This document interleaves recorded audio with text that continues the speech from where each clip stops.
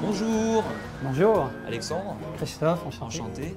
Alors donc vous êtes luthier. Tout à fait. Donc ça, ce sont des violons anciens en fait qu'on restaure. Alors ça, c'est un violon qui est fait aux alentours de 1900. C'est un violon fait dans les Vosges à Mirecourt. Et parlez-moi un peu des prix là. Je sais que ça peut valoir très très cher un violon. Là, ça peut aller à des sommes assez astronomiques, puisque par exemple, le fameux Stradivarius dont on parle, le plus souvent peut atteindre plusieurs millions d'euros aujourd'hui.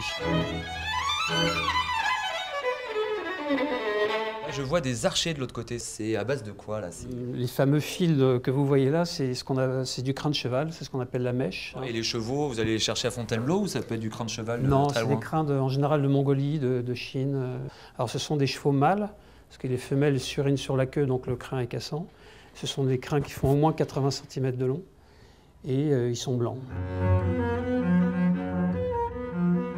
Est-ce que finalement le luthier de 2013 travaille de la même façon que le luthier d'il y a 200, 300 ans?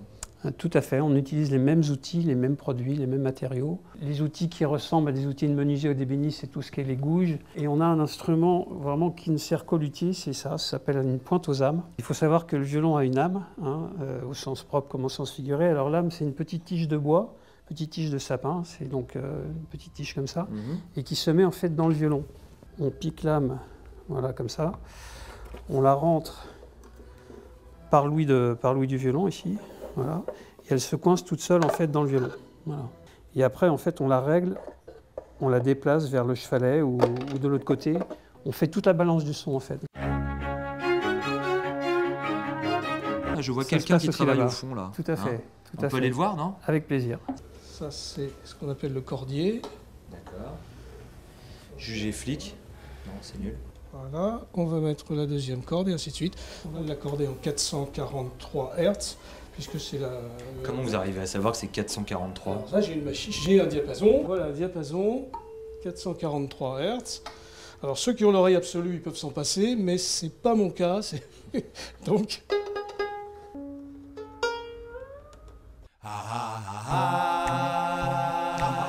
Je vois un violon derrière vous là qui me semble un peu mal en point. Le concept du violon permet justement de l'ouvrir, de le recoller. Donc on l'a collé avec de la colle chaude, on l'applique, on met des serre-joints et au bout de 3-4 heures, quand c'est bien sec, on enlève, on fait ça.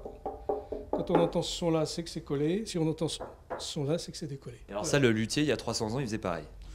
À peu près les mêmes gestes, oui.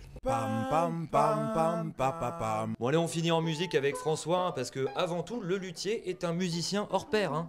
Oui, tout à fait. Et puis bon, si jamais vous êtes intéressé par le métier de luthier, n'hésitez pas à rentrer directement dans les boutiques. En tout cas, François et Christophe seront ravis de vous accueillir. Vous n'êtes pas fermés. Avec grand plaisir.